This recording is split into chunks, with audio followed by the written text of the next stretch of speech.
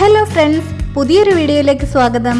വൈഗയുടെ കളരി അരങ്ങേറ്റത്തിന്റെ shorts video ഞാൻ ഇട്ടിട്ടുണ്ടായിരുന്നു. അതിന്റെ ഫുൾ വീഡിയോ ആയിട്ടാണ് ഇന്ന് ഞാൻ വന്നിട്ടുള്ളത്. ഇത് പഴഞ്ചിറ ദേവീ ക്ഷേത്രമാണ്. ഇനി കളരിയെക്കുറിച്ച് സംസാരിക്കാം. കേരളത്തിന്റെ തനത് ആയോധന കലയായ കളരിപ്പയറ്റ് ലോകത്തിലെ ഏറ്റവും പുരാതനമായ ആയോധന കലകളിൽ ഒന്നാണ്. 3000 വർഷത്തിലധികം പഴക്കമുണ്ടെന്ന് കരുതപ്പെടുന്ന ഈ കല ഗലൂരിക എന്ന സംസ്കൃത പദത്തിൽ നിന്ന് ഉത്ഭവിച്ചു. പരശുരാമനാണ് കളരിപ്പയറ്റ് കേരളത്തിൽ സ്ഥാപിച്ചതെന്ന് വിശ്വസിക്കപ്പെടുന്നു. ഇത് ശരീരത്തെയും മനസ്സിനെയും ഒരുപോലെ ശക്തിപ്പെടുത്തുന്ന ചികിത്സാരീതികൾ ഉൾപ്പെടെയുള്ള ഒരു ജീവിതചര്യയാണ്. കളരികൾ 3 കാലഘട്ടങ്ങളിലൂടെയാണ് കേരളക്കരയിൽ സ്ഥാപിതമായത്. പ്രാക്തന കാലം, കുലശേഖരന്മാരുടെ ഭരണകാലം, തുടർന്നു വന്ന നാട്ടുരാജാക്കന്മാരുടെ അഥവാ സ്വരൂപങ്ങളുടെ കാലം. ഓരോ പരിശീലനവും ആരംഭിക്കുന്നത് ശരീരത്തെ തയ്യാറാക്കുന്നതിലൂടെയാണ്. ശക്തിയും ലാഘവവും ഒരുപോലെ ആവശ്യമായ ഈ കലയിൽ ഓരോ ചലനത്തിനും ഒരു അർത്ഥമുണ്ട്. പരിശീലനം കൂടുതൽ ശക്തമാകുമ്പോൾ ശരീരത്തിന്റെ സഹനശേഷിയും മനസ്സിന്റെ ഏകാഗ്രതയും പരീക്ഷിക്കപ്പെടുന്നു. ഇവിടെ ഓരോ തെറ്റും ഒരു പാഠമാണ്. ചെറുകളരി അഥവാ കുഴിക്കളരി, അങ്കക്കളരി എന്നിങ്ങനെ 2 തരമാണ് ആദ്യകാലത്തുണ്ടായിരുന്നത്.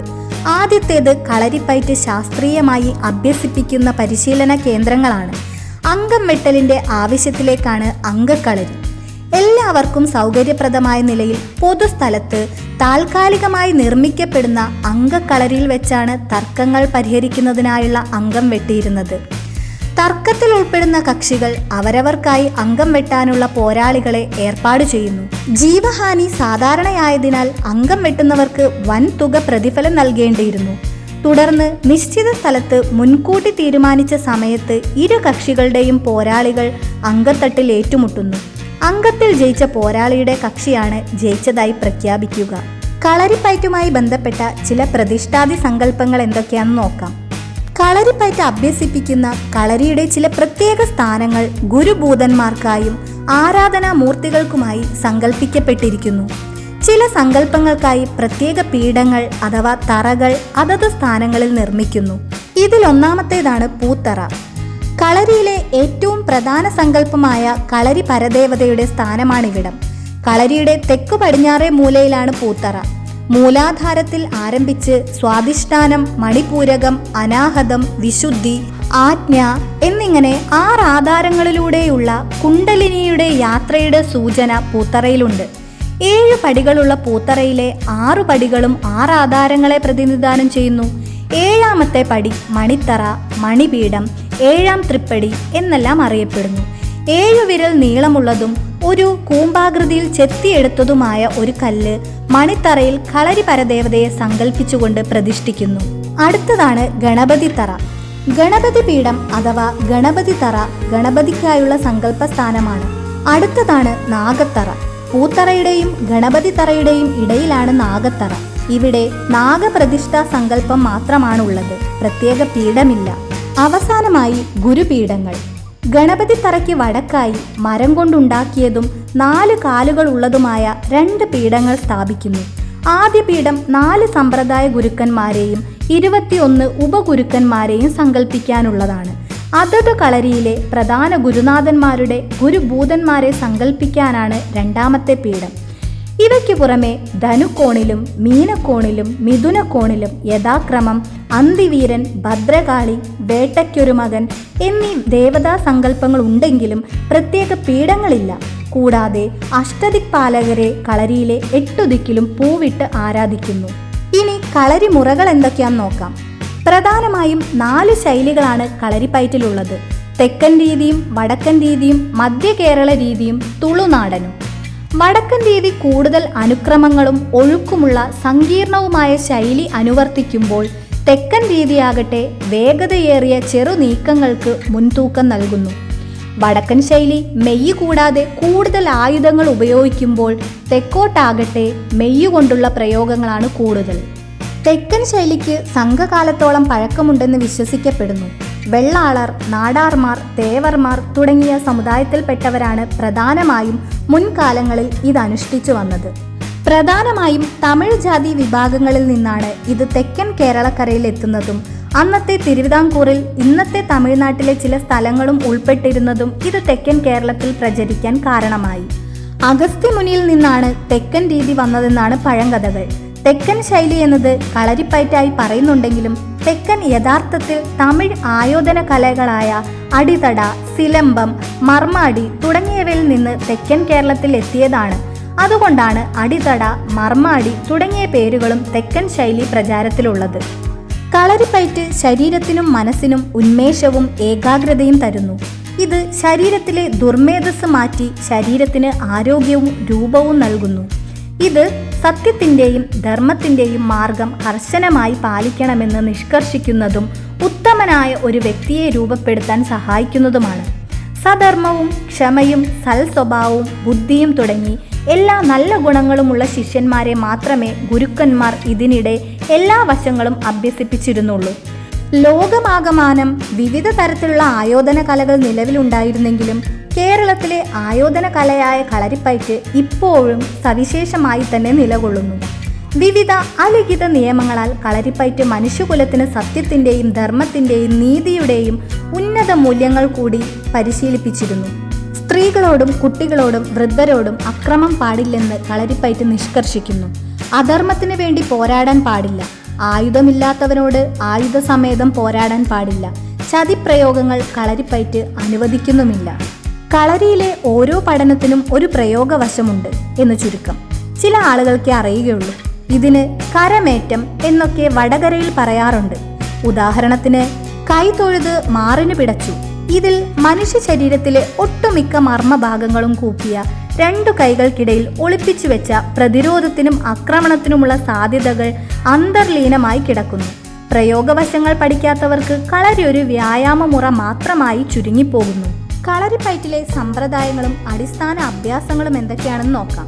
വടക്കൻ കളരിയുടെ ആസ്ഥാനമായ വടക്കേ മലബാറിൽ പോലും പ്രധാനമായ ഗുരുക്കന്മാരുടെ ശിക്ഷണത്തിൽ വ്യത്യസ്തമായിട്ടാണ് കളരിപ്പയറ്റ് പഠിപ്പിക്കുന്നത്. പലപ്പോഴും ഗുരുക്കന്മാരുടെ പഠനത്തിന്റെ ആഴത്തിനനുസരിച്ച് സമ്പ്രദായങ്ങളും ഉണ്ടായി. എന്നാൽ യഥാർത്ഥത്തിൽ കളരിപ്പയറ്റ് എന്നത് വടക്കൻ കളരിയാണ്. തെക്കൻ കളരി എന്നത് തമിഴ് ബന്ധമുള്ളതാണെങ്കിലും ഇന്ന് ഇത് കളരിപ്പയറ്റിലെ ശൈലിയായി പരിഗണിച്ചു പോരുന്നു. പൊതുവെ തെക്കൻ കളരി എന്നാണ് പറഞ്ഞു വരുന്നതെങ്കിലും അതിലും ചില വ്യത്യസ്ത സമ്പ്രദായങ്ങളൊക്കെ ഉണ്ട്. തനി തെക്കൻ കളരി, കിഴക്കൻ കളരി, മർമാടി, അടിതട തുടങ്ങിയവ. ഇതിൽ തെക്കൻ കളരിയിൽ വ്യക്തമായ പഠനരീതിയുണ്ട്. ചുവടുകൾ എന്ന ഓരോ നിൽപ്പ് രീതികളാണ് ഒന്ന്. കാലുകൾ ചേർത്തു വച്ചുള്ള സമചുവട്, 1.5 അടി അകറ്റിയുള്ള വട്ടച്ചുവട്, ഒരു കാൽ മുന്നിൽ വെച്ചുള്ള നിലച്ചുവട് തുടങ്ങിയവ. പയറ്റിനുള്ള വിവിധ ഇരുത്തുകൾ, ഉദാഹരണം വട്ടച്ചുവടിൽ നിന്നും ഒരു കാലിലിരിക്കുന്ന വിരലിൽ ഇരുപ്പ് തുടങ്ങിയവ. അടി, ഇടി, വിവിധ ചവിട്ടുകൾക്കുള്ള പരിശീലനം, അതോടൊപ്പം തന്നെയുള്ള ഇതിൻ്റെ തട, ഒഴിവ്, അമർത്തുകൾ പഠിപ്പിക്കുന്ന രീതി. 2 പേർ ചേർന്നാണ് ഇതിൻ്റെ പരിശീലനം. അടിതട, അടിയമർത്ത്, അടിതട ചവിട്ട് തട, അടിതട ഇടി അമർത്തി ചവിട്ടിത്തട തുടങ്ങിയുള്ള പരിശീലനങ്ങളാണിത്. ഇതോടൊപ്പം എടുത്തടികൾ, ഏറുകളൊക്കെയാണ് പരിശീലിക്കുന്നത്. ഇടുപ്പിൽ കയറ്റി എടുത്തടി, താടിയിൽ തൂക്കി മുതുകിൽ കയറ്റി കയ്യിൽ കറക്കി തുടങ്ങിയവ ആണിത്. കൂടാതെ ഓളം പൂട്ടുകളും പരിശീലിപ്പിക്കുന്നു. ഇതോടൊപ്പം 18 ഒറ്റച്ചുവട്, 18 കൂട്ടച്ചുവട്, 18 കൈപ്പോരുകൾ, കുവടിപ്പോരുകൾ ഒക്കെ പഠിപ്പിക്കുന്നു. ഇതെല്ലാം സ്വരക്ഷയ്ക്കുള്ളതാണ്. കുറുവടിപ്പോരിലെ അടവുകൾ തന്നെ വടിക്കു പകരം കത്തി, വെട്ടുകത്തി, മഴു തുടങ്ങിയവ ഉപയോഗിച്ച് പരിശീലിപ്പിക്കുന്നു. തുടർന്ന് നെടുവടി, വാൾപരിച, ഉറുമി, കടാര ഒക്കെ ഉപയോഗിച്ച് പയറ്റ് പരിശീലിപ്പിക്കുന്നു. വാൾപയറ്റിലെ പ്രത്യേക ഇനമാണ് ചരമങ്ങൾ. ഇതിൻ്റെ ഭാഗമായിട്ടാണ് കളം ചവിട്ടുകൾ, മുറകൾ പഠിക്കുന്നത്. ഇതാണ് തനി തെക്കൻ ശൈലിയിലെ രീതി. ഭാരതീയമായ മറ്റെല്ലാ കലകളെ പോലെ തന്നെ ദേശകാലാന്തരത്തിൽ കളരിപ്പയറ്റിനും വിവിധ വിഭാഗങ്ങളും ഉപവിഭാഗങ്ങളും വികസിച്ചു വന്നിട്ടുണ്ട്. വടക്കൻ, തെക്കൻ, തുളുനാടൻ എന്നിങ്ങനെ പല വിധത്തിൽ പല പേരുകളിൽ പ്രാഥമികമായ വിഭജനവും പിന്നെ പ്രദേശങ്ങൾക്കനുസരിച്ചും, എന്തിനേറെ പറയുന്നു ഓരോ ഗുരുക്കൾക്കനുസരിച്ചു കളരി വ്യത്യസ്തമായി പഠിപ്പിച്ചു പോകുന്നു. ഇത് കളരിപ്പയറ്റിൻ്റെ വിജ്ഞാന മേഖല വികസിപ്പിച്ചിട്ടുണ്ടെങ്കിലും അതിൻ്റെ ശാസ്ത്രീയമായ മാനദണ്ഡത്തിൽ ക്രമീകരിച്ചു ലോകത്തിനു മുമ്പിൽ പ്രദർശിപ്പിക്കാനുള്ള ശ്രമം ഇതുവരെ കാര്യമായ രീതിയിൽ പുരോഗമിച്ചിട്ടില്ല. കരാട്ടെ, കുങ്ഫു തുടങ്ങിയ ആയോധന കലകൾ, അതുപോലെ യോഗ, സംഗീതം തുടങ്ങിയവ എല്ലാം വളരെ കൃത്യമായി ക്രോഡീകരിച്ച് അതിൻ്റെ പഠനക്രമം എല്ലാവരും അംഗീകരിച്ചു വിവിധ സമ്പ്രദായങ്ങളായി തന്നെ ആർക്കും പഠിക്കാവുന്ന വിധത്തിൽ ലഭ്യമാണ്. കളരിപ്പയറ്റിൽ ഇങ്ങനെ ചെയ്യാത്തത് അതിൻ്റെ ആഗോള വികാസത്തിന് തടസ്സമായി കിടക്കുന്നു. മതത്തിൻ്റെയും ആത്മീയതയുടെയും അംശങ്ങൾ കളരിപ്പയറ്റിൽ ഉൾക്കൊണ്ടിരിക്കുന്നു. ശിഷ്യന്മാരുടെ ധാർമ്മികത, സൽസ്വഭാവം, നീതിബോധം, ക്ഷമ, ധൈര്യം, ദൈവഭക്തി, ഗുരുഭക്തി തുടങ്ങി പല ഗുണങ്ങളും നിരീക്ഷിച്ച് ബോധ്യപ്പെട്ട ശേഷമേ പ്രധാനപ്പെട്ട പല വിദ്യകളും കളരിപ്പയറ്റിൽ ഗുരുക്കന്മാർ പരിശീലിപ്പിക്കാറുള്ളൂ. കാരണം മുകളിൽ പറഞ്ഞ ഗുണങ്ങളില്ലാത്ത ഒരാൾക്ക് പരിശീലനവും ആയുധവും കിട്ടിയാൽ സമൂഹത്തിന് ഗുണമാവില്ലെന്നുള്ള വിലയിരുത്തൽ തന്നെ. അഭ്യസിപ്പിക്കാനും യോഗ്യത നിശ്ചയിച്ചിരുന്നു. ഗുരുകുല സമ്പ്രദായത്തിലുള്ള പരിശീലന രീതികളാണ് കളരിപ്പയറ്റിനുള്ളത്. പരിശീലന സമയത്ത് സംഭവിക്കുന്ന അപകടങ്ങൾ പരിഹരിക്കാൻ കൂടിയുള്ള അറിവും പരിശീലനവും ലഭിച്ച ഒരാൾ മാത്രമേ പരിശീലകനാകാവൂ. വർഷങ്ങളുടെ തപസ്യയും നിരന്തര പരിശീലനവും അർപ്പണബോധ്യവും ആവശ്യമുള്ള ഒരു കലയാണ് കളരിപ്പയറ്റ്. ഗുരുവിൻ്റെ മരണശയ്യയിലും തൻ്റെ പ്രിയപ്പെട്ട ശിഷ്യന്മാർക്ക് ഉപദേശിക്കാൻ പലതും ഉണ്ടാവുമെന്നാണ് പറയപ്പെടുന്നത്.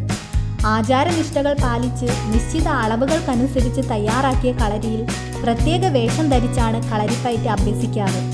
കളരിപ്പയറ്റിന്റെ പഠനം പ്രധാനമായി 4 ഭാഗമായാണ് ചിട്ടപ്പെടുത്തിയിട്ടുള്ളത്. മെയ്ത്താരി, കോൽത്താരി, അങ്കത്താരി, വെറും കൈ എന്നിവയാണവ. മെയ്ത്താരിയിലൂടെയാണ് ഒരു അഭ്യാസി ഉണ്ടാകുന്നത്.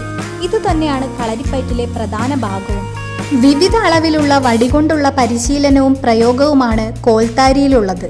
കളരിയിൽ ഏറ്റവും മെയ്വഴക്കം ആവശ്യമായതും അപകടം നിറഞ്ഞതുമാണ് ഈ വിഭാഗം. ഒറ്റപ്പയറ്റിലെ ഓരോ പ്രയോഗവും കൃത്യമായും മർമ്മസ്ഥാനങ്ങളിലേക്കാണ്. ആനയും സിംഹവും തമ്മിലുള്ള പയറ്റായി കണക്കാക്കുന്നു. ഒറ്റ 12 പയറ്റി തെളിഞ്ഞവൻ തികഞ്ഞ അഭ്യാസിയാണ്. വിവിധ ലോഹ ആയുധങ്ങൾ കൊണ്ടുള്ള പരിശീലനവും പ്രയോഗവുമാണ് അങ്കത്താരി. വാൾപ്പയറ്റ്, വാളും പരിചയും പയറ്റ്, കടാരപ്പയറ്റ്, കുന്തപ്പയറ്റ്, മറ പിടിച്ചു കുന്തപ്പയറ്റ്, ഉറുമി വീശൽ എന്നിവയെല്ലാം ഇതിൽ ഉൾപ്പെടുന്നു. അവസാനത്തെ ഭാഗമാണ് വെറും കൈ. ഇതിൽ 6 പ്രയോഗ കൈകളാണുള്ളത്. തെമ്പുകൈ, പഞ്ചമുഷ്ടികൈ, അടികൈ, വെട്ടുകൈ, തെറ്റകൈ, കൂട്ടുമുഷ്ടികൈ. വടക്കേ മലബാറിൽ തന്നെ വളരെ ചുരുങ്ങിയ ഗുരുക്കന്മാർക്ക് മാത്രമേ ഇതിനെക്കുറിച്ച് അറിവുള്ളൂ. ഇത് പൂർണ്ണമായും വടക്കൻ സമ്പ്രദായത്തെക്കുറിച്ചുള്ള അറിവുകളാണെന്ന് തെക്കൻ സമ്പ്രദായം അഭ്യസിച്ചിട്ടുള്ള ഏതൊരാൾക്കും ബോധ്യപ്പെടാവുന്നതേ ഉള്ളൂ. തെക്കൻ സമ്പ്രദായത്തിന് വ്യക്തമായ സിലബസ് ഇല്ല എന്ന അപര്യാപ്തതയ്ക്ക് കാരണം കളരി ആശാൻ ശിഷ്യനെ ചുവടുകൾ മുഴുവൻ പഠിപ്പിച്ചു കഴിഞ്ഞ ശേഷം മർമ്മ ചികിത്സാ രീതി പഠിപ്പിക്കുന്നു. ഇത് പൂർണ്ണമായും മർമ്മനിദാനം എന്ന അഗസ്ത്യമുനിയുടെ ഗ്രന്ഥത്തെ ആസ്പദമാക്കിയാണ്. ഇന്നുള്ള ഓരോ ഗുരുക്കന്മാരുടെ കൈകളിലും ഈ ഗ്രന്ഥമുണ്ടാകും. പക്ഷേ അത് പൂർണ്ണത എത്തിയ ശിഷ്യന് മാത്രമേ നൽകുവാൻ പാടുള്ളൂ. ചെന്തമിഴ് ഭാഷയിലാണ് ഇതിന്റെ രചന. കൈ പാകം കണ്ടവനെ പെരിയവനാകാവൂ എന്നുള്ള തമിഴ് കലർന്ന കാവ്യശൈലിയുള്ള ഈ മഹത് ഗ്രന്ഥം അർദ്ധസ്ഥമാക്കിയിട്ടുള്ള ആർക്കും ഇതിന്റെ പേരുകൾ മനസ്സിലാക്കാനാവും. ഒറ്റച്ചുവട് 12 എണ്ണം, കൂട്ടച്ചുവട് 18 എണ്ണം, കുറുവടി 18 എണ്ണം, നെടുവടി 18 എണ്ണം, വടിവാൾ 12 എണ്ണം, ചുറ്റുവാൾ 12 എണ്ണം എന്നിവയ്ക്കൊപ്പം ഏറ്റവും പ്രധാനപ്പെട്ട അടിമുറ 108 എണ്ണം. അടിമുറ പഠിച്ചു കഴിഞ്ഞാൽ അതിൻ്റെ പിരിവ്, പിന്നെ പിരിവിൻ്റെ മേൽ പിരിവ് എന്നിങ്ങനെ അഭ്യസിച്ച ശേഷം ആശാൻ ഗ്രന്ഥം പകർത്തി എഴുതാൻ കൈകളിൽ ഏൽപ്പിക്കും. അങ്ങനെ ലഭിച്ച ശേഷം ആ ഗ്രന്ഥം ഈ വണ്ണം സാധന ചെയ്ത ശിഷ്യനു മാത്രമേ കൈമാറുകയുള്ളൂ. എന്നതിനാൽ എത്ര ക്രമീകരിച്ചാലും കളരിയുടെ നിഗൂഢത അവശേഷിക്കും. അതിനാൽ അത് അഭ്യസിക്കുക എന്നത് തന്നെയാണ് കളരിയുടെ തെക്കൻ സമ്പ്രദായത്തെക്കുറിച്ച് അറിയാനുള്ള വഴി. വാൾപ്പയറ്റിലെ പ്രത്യേക ഇനമാണ് ചരമങ്ങൾ. ഇതിന്റെ ഭാഗമായിട്ടാണ് കളഞ്ചവിട്ട് മുറകൾ പഠിക്കുന്നത്. ഇതിലെ വാൾ പ്രയോഗങ്ങൾ ആദ്യത്തെ തന്നെ 18 എണ്ണമായിട്ടാണ് തുടങ്ങുന്നത്. തുടർന്നുള്ള അടവുകളിൽ ഇത് കൂടിയും ഇരട്ടിച്ചുമാണ് പോകുന്നത്. ഒരാൾ ഒരു സ്ഥലത്ത് തന്നെ നിന്നുകൊണ്ടും മറ്റേയാൾ ആൾക്ക് ചുറ്റി നടന്നും തുടർന്ന് ഇത് പരിശീലിക്കുന്നു. 2 പേർ ഒരു വാൾ ഉപയോഗിച്ചും ഓരോരുത്തരും 2 വാൾ ഉപയോഗിച്ചും ഇത് പരിശീലിക്കുന്നു. വാൾ പ്രയോഗത്തിനിടയിൽ അടി, ചവിട്ട്, തട്ട്, അമർത്ത് തുടങ്ങിയവയും ഇതിലുണ്ട്. ഇതുകൂടാതെ 4ാം ഭാഗത്തിലൂടെ തന്നിലെ കഴിവ് പ്രായോഗികമായി ശത്രുവിനെതിരെ പ്രയോഗിക്കാൻ പരിശീലിച്ച ഒരു അഭ്യാസിക്ക് വീണ്ടും ലോകത്തിലെ ഒരു ആയോധന കലയിലും ഇല്ലാത്ത ഒരു സമഗ്രമായ വിഭാഗവും കളരിയിലുണ്ട്. അതാണ് മർമ്മപ്രയോഗങ്ങൾ. കളരിയിലെ പ്രയോഗങ്ങൾ മനുഷ്യ ശരീരത്തിലെ 64 കുലാഭ്യാസ മർമ്മങ്ങളിലേക്ക് അനുയോജ്യമായി ഫോക്കസ് ചെയ്യുക എന്നതാണ് ഇതിൽ പ്രധാനമായി പഠിക്കുന്നത്. മറ്റൊരു പ്രധാനപ്പെട്ട ഭാഗമാണ് കളരി ചികിത്സ. ഭാരതത്തിലെ എല്ലാ കലകളുടെയും അവസാനം ആധ്യാത്മികതയാണ്. അതേപോലെ തന്നെ അവസാനം ശാന്തതയിലൂടെ മോക്ഷത്തിലേക്കുള്ള മാർഗമാണ് കളരിയും. കളരിയിലെ വടിവുകളും ചുവടുകളും ഗജവടിവ്, അശ്വവടിവ്, സിംഹവടിവ്, വരാഹവടിവ്, മത്സ്യവടിവ്, മാർജാരവടിവ്, കുക്കുടവടിവ്, സർപ്പവടിവ് ഇവയെല്ലാം തന്നെ വടക്കനാണ്. തെക്കൻ കളരിയിലും 8 വടിവുകളുണ്ട്. കളരിപ്പയറ്റിന് ഉപയോഗിക്കുന്ന ആയുധങ്ങളെക്കുറിച്ച് പറയുകയാണെങ്കിൽ 3 ഞാൺ നീളമുള്ള വടി, അതായത് കുറുവടി, 6 അടി നീളമുള്ളതും 8 അടി നീളമുള്ളതുമായ വടികൾ, കുന്തം, കത്തി, ചുരിക, വാൾ, പരിച, ഉറുമി, ഗദ തുടങ്ങി പലതരത്തിലുള്ള ആയുധങ്ങൾ ഉപയോഗിച്ചുള്ള പരിശീലന മുറകൾ ഉണ്ടെങ്കിലും ഒരു തികഞ്ഞ അഭ്യാസിക്ക് കയ്യിൽ കിട്ടുന്നതെന്തും ആയുധമാക്കാൻ കഴിയും. കത്തിയും ഉറിമയും ഉൾപ്പെടെ ഏതായുധവും വെറും കൈയോടെ ശത്രുവിൻ്റെ കയ്യിൽ നിന്നും പിടിച്ചു വാങ്ങാനും തിരിച്ചുപയോഗിക്കാനും കളരിപ്പയറ്റിൽ പരിശീലിപ്പിക്കുന്നു. വടക്കൻ കളരിയിലെ ശ്രീ ചന്ദ്രൻ ഗുരുക്കൾ കളരി സമ്പ്രദായത്തിൽ ശരീരം ചലനത്തെ അടിസ്ഥാനപ്പെടുത്തിയാണ് അടവുകൾ ചിട്ടപ്പെടുത്തിയത്. അത് മെയ് അടവുകൾ എന്നറിയപ്പെടുന്നു.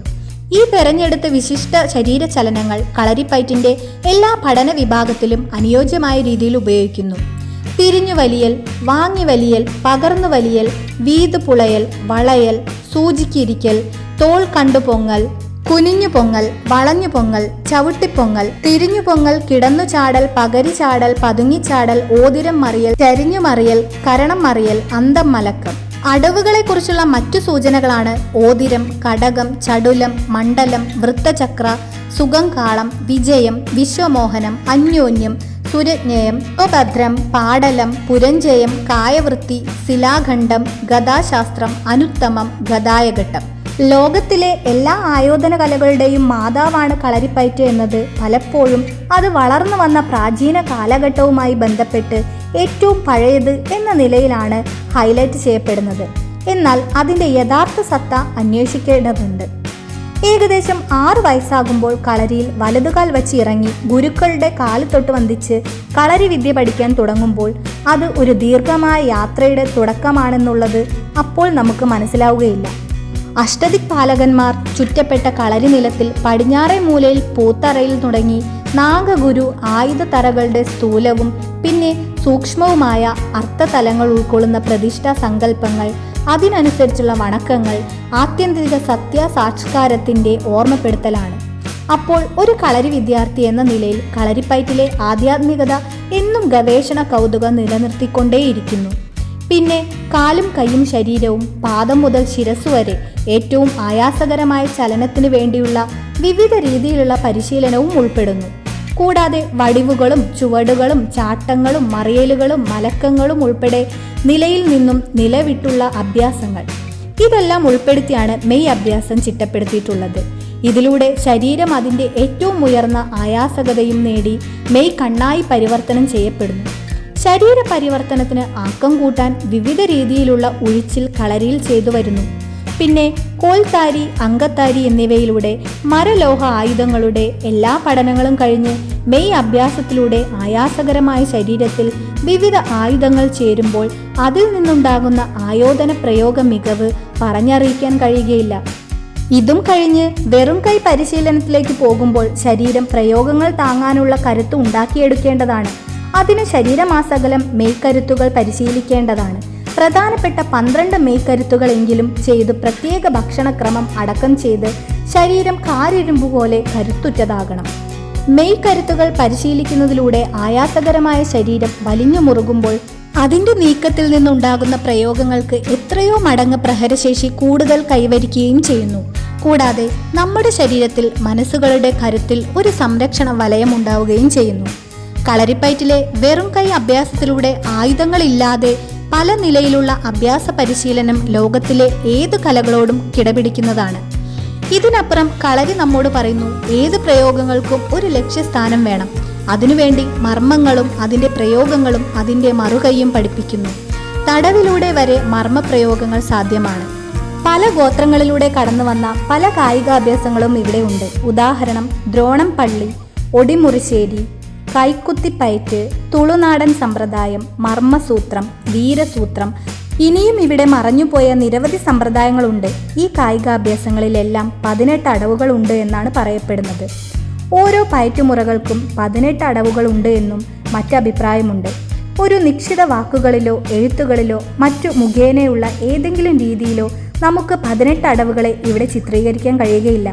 പ്രാചീന കാലഘട്ടം മുതൽ കുലങ്ങളായി ഗുരുനാഥന്മാർ രഹസ്യമായി ശിഷ്യർക്ക് പറഞ്ഞു കൊടുക്കുന്ന വിദ്യയാണ് കളരിപ്പയറ്റിൻ്റെ അടിസ്ഥാന തത്വമായ 18 അടവുകൾ. ഓരോ മനുഷ്യൻ്റെ ബുദ്ധിക്കും യുക്തിക്കും അനുസരിച്ച്, അവരുടെ ശരീരപ്രകൃതങ്ങൾക്കനുസരിച്ച് അടവുകൾക്ക് വ്യത്യാസം വരാം. സംഘകാലത്ത് നിലവിലിരുന്ന ആചാരങ്ങളും വീരക്കൽ ആരാധനയും കണക്കിലെടുത്ത് ചിലർ അക്കാലത്തെ കളരി നിലവിലുണ്ടായിരുന്നു എന്ന് വിശ്വസിക്കുന്നു. കളരി എന്ന പദത്തിന്റെ മുൻകാല പ്രാബല്യം ഗലൂരികയ്ക്കപ്പുറത്തേക്ക് അവർ കണ്ടെത്തിയിട്ടുണ്ട്. കളം, കളരി എന്നീ പദങ്ങൾ യുദ്ധക്കളം, അഭ്യാസ പ്രകടന മത്സര സ്ഥലങ്ങൾ എന്നീ അർത്ഥങ്ങളിലാണ് മലയാളത്തിലും തമിഴിലും ഉപയോഗിക്കുന്നത്. പണ്ഡിതനായ ബറോ ഗലൂരിക കളരിയിൽ നിന്നാണ് നിഷ്പന്നമായത് എന്ന അഭിപ്രായക്കാരനാണ്. കളരി എന്ന പദം അകനാനൂറ്, പുറനാനൂറ് എന്നീ സംഘകൃതികളിൽ നിരവധി തവണ ഉപയോഗിച്ചിട്ടുണ്ട്. കളരിയെ ബുദ്ധമതവുമായി ബന്ധിപ്പിച്ചുള്ള ചരിത്ര പഠനങ്ങളുമുണ്ട്. എന്നാൽ ബുദ്ധമതം ഹൈന്ദവ സംസ്കാരത്തിൽ ഉദയം കൊണ്ടതായതുകൊണ്ട് ബുദ്ധമതത്തിനു മുമ്പേ കളരിപ്പയറ്റ് ഉണ്ടായിരുന്നു എന്ന് കരുതാം. ബോധിധർമ്മനുമായി ബന്ധപ്പെട്ട ചരിത്ര പഠനങ്ങൾ കളരിയിലെ ബുദ്ധമത സ്വാധീനം വ്യക്തമാക്കുന്നവയാണെന്ന് കരുതുന്നവരും ചരിത്ര ലോകത്തിൽ കുറവല്ല. ബോധിതറ കളരിയുടെ പിന്നിലെ ബൗദ്ധ കാര്യങ്ങൾ വ്യക്തമാക്കുന്നതാണെന്ന് ചില പഠനങ്ങൾ സൂചിപ്പിക്കുന്നു. 20-ാം നൂറ്റാണ്ടോടുകൂടി പ്രതാപം നഷ്ടപ്പെട്ടു പോയ കളരിപ്പയറ്റിന് പുതുജീവൻ നൽകുക എന്ന ലക്ഷ്യത്തിനു വേണ്ടി കോട്ടക്കൽ കണാരൻ ഗുരുക്കൾ എന്ന ഗുരുക്കൾ നിലവിലുണ്ടായിരുന്ന വടക്കൻ സമ്പ്രദായങ്ങൾ എല്ലാം പഠിക്കുകയും പിന്നീട് തലശ്ശേരിയിൽ സ്വന്തമായി കളരി സ്ഥാപിക്കുകയും ചെയ്തു. കളരിപ്പയറ്റിനെ കുറിച്ചുള്ള ഈ അവതരണത്തിന്റെ അവസാനം നാം എത്തിച്ചേരുമ്പോൾ ഇത് വെറും ഒരു യുദ്ധകല മാത്രമല്ല എന്ന സത്യമാണ് വീണ്ടും വീണ്ടും നമ്മെ ഓർമ്മപ്പെടുത്തുന്നത്. ശരീരശക്തിയെയും മാനസിക സമാധാനത്തെയും ഒരുപോലെ വളർത്തുന്ന ഒരു സമഗ്ര ശാസ്ത്രമാണ് കളരിപ്പയറ്റ്. പുരാതന കാലഘട്ടങ്ങളിൽ നമ്മുടെ പൂർവികർ രൂപപ്പെടുത്തിയ ഈ കല ഇന്നും അതിൻ്റെ മഹത്വം നഷ്ടപ്പെടാതെ നിലനിൽക്കുന്നത് അതിൻ്റെ ശാസ്ത്രീയതയും പ്രായോഗികതയും കൊണ്ടാണ്. കളരിപ്പയറ്റിൻ്റെ പരിശീലനം നമ്മെ ശാരീരികമായി ശക്തരാക്കുന്നത് മാത്രമല്ല, ആത്മവിശ്വാസം, ഏകാഗ്രത, ആത്മനിയന്ത്രണം എന്നീ ഗുണങ്ങളും വളർത്തുന്നു. ഗുരുക്കളുടെ മാർഗനിർദ്ദേശത്തിൽ ശിഷ്യന്മാർ അനുഭവിക്കുന്ന ഈ പഠനയാത്ര ഒരു ശിക്ഷണം മാത്രമല്ല, ഒരു ആത്മീയ അനുഭവം കൂടിയാണ്. ഇന്നത്തെ ആധുനിക ലോകത്ത് ജീവിതശൈലി രോഗങ്ങളും മാനസിക സമ്മർദ്ദങ്ങളും വർദ്ധിച്ചുകൊണ്ടിരിക്കുന്ന സാഹചര്യത്തിൽ കളരിപ്പയറ്റിൻ്റെ പ്രസക്തി കൂടുതൽ ഉയർന്നിരിക്കുന്നു. ആരോഗ്യകരമായ ജീവിതത്തിനും മാനസിക സമാധാനത്തിനും ഇതൊരു മികച്ച മാർഗമാണ്. കൂടാതെ നമ്മുടെ സാംസ്കാരിക പൈതൃകത്തിൻ്റെ അഭിമാനകരമായ പ്രതീകമായ കളരിപ്പയറ്റിനെ സംരക്ഷിക്കുകയും പ്രോത്സാഹിപ്പിക്കുകയും ചെയ്യേണ്ടത് ഓരോരുത്തരുടെയും ഉത്തരവാദിത്തമാണ്. അതുകൊണ്ട് കളരിപ്പയറ്റിനെ നാം ഒരു കായിക പ്രവർത്തനം എന്നതിലുപരി നമ്മുടെ ജീവിതത്തിൻ്റെ ഭാഗമാക്കാൻ ശ്രമിക്കണം. പുതിയ തലമുറയ്ക്ക് ഇത് പരിചയപ്പെടുത്തുകയും അതിൻ്റെ മൂല്യങ്ങൾ കൈമാറുകയും ചെയ്യുന്നത് അത്യാവശ്യമാണ്. അതിലൂടെ നമുക്ക് നമ്മുടെ പാരമ്പര്യം നിലനിർത്താനും ആരോഗ്യകരവും ശാസ്ത്രീയവുമായ ഒരു ജീവിതശൈലി സ്വീകരിക്കാനും സാധിക്കും. ഇതിൻ്റെ കൂടെ ബോധിധർമ്മനെക്കുറിച്ചുകൂടെ സൂചിപ്പിക്കാം. ചൈനയിൽ ഷാവോലിൻ കുങ്ഫു പ്രചരിപ്പിച്ച 5-ാം നൂറ്റാണ്ടിൽ ജീവിച്ചിരുന്ന ഒരു ബുദ്ധ സന്യാസിയാണ് ബോധിധർമ്മൻ. ദക്ഷിണേന്ത്യയിലെ പല്ലവ രാജവംശത്തിലെ രാജകുമാരനായിരുന്നു ഇദ്ദേഹമെന്ന് വിശ്വസിക്കപ്പെടുന്നു.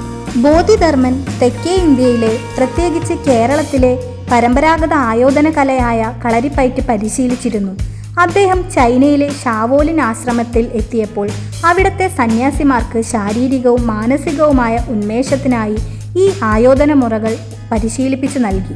കളരിപ്പയറ്റിലെ വെറും കൈ മുറകളാണ് ഷാവോലിൻ കുങ്ഫുവിൻ്റെ അടിസ്ഥാനം എന്ന് പല ചരിത്രകാരന്മാരും വിശ്വസിക്കുന്നു. ചുരുക്കത്തിൽ തെക്കേ ഇന്ത്യയിൽ നിന്നുള്ള കളരിപ്പയറ്റ് അറിവുകളെ ചൈനീസ് സാഹചര്യത്തിൽ അതിനനുസരിച്ച് പരിവർത്തനം ചെയ്താണ് ബോധിധർമ്മൻ ഷാവോലിൻ കുങ്ഫു വികസിപ്പിച്ചെടുത്തതെന്ന് കരുതപ്പെടുന്നു. ശരീര നിയന്ത്രണം കളരിപ്പയറ്റിന്റെ പ്രധാന ഭാഗമാണ്. ഓരോ ചലനവും ശക്തിയും നിശ്ചിതത്വവും ഒരുമിച്ച് കൊണ്ടുപോകണം.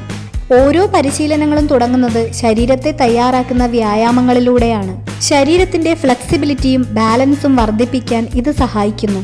കൈകളും കാലുകളും ഒരുമിച്ച് പ്രവർത്തിക്കാനുള്ള പരിശീലനം ഇതിലൂടെ ലഭിക്കുന്നു.